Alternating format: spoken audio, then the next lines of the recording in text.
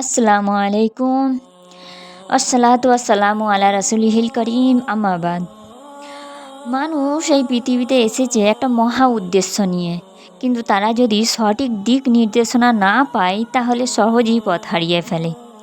তাই আল্লাহ তাআলার রহমতে নবী এবং রসুলকে পাঠিয়েছেন, যেন মানুষ জানে সঠিক পথ কোনটা আর ভুল পথ কোনটা।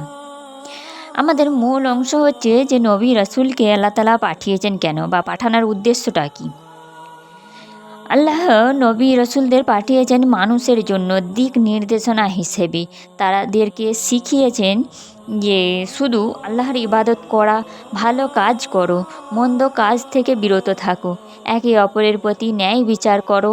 এবং তিনারা শুধু কথা বলেননি, তিনারা নিজেই ছিলেন বাস্তব জীবনের সেরা আদর্শ। তিনাদের কিছু অলৌকিক ঘটনা বলি, যেটা মুজিজা বলা হয়। আল্লাহ তাদের সত্য প্রমাণ করানোর জন্য কিছু অলৌকিক ঘটনা দিয়েছেন। যেমন হচ্ছে মুসা আলাইহিস সালামের লাঠি সাপে পরিণত হয়ে যাওয়া, সমুদ্র দ্বিখণ্ডিত হয়ে যাওয়া।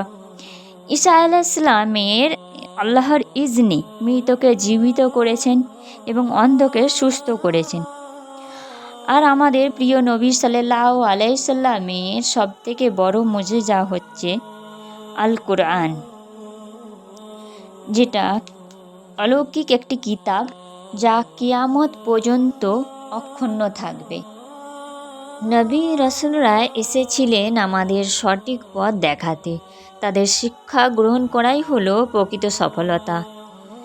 যে আল্লাহর আনুগত্য করবে, নবীজির আদর্শ অনুসরণ করবে, তার জন্য রয়েছে জান্নাতের সুসংবাদ।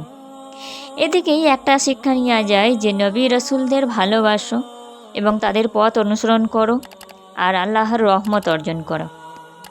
যারা ইসলামিক ভিডিও ভালোবাসেন তারা লাইক, কমেন্ট, শেয়ার, সাবস্ক্রাইব করে দেবেন।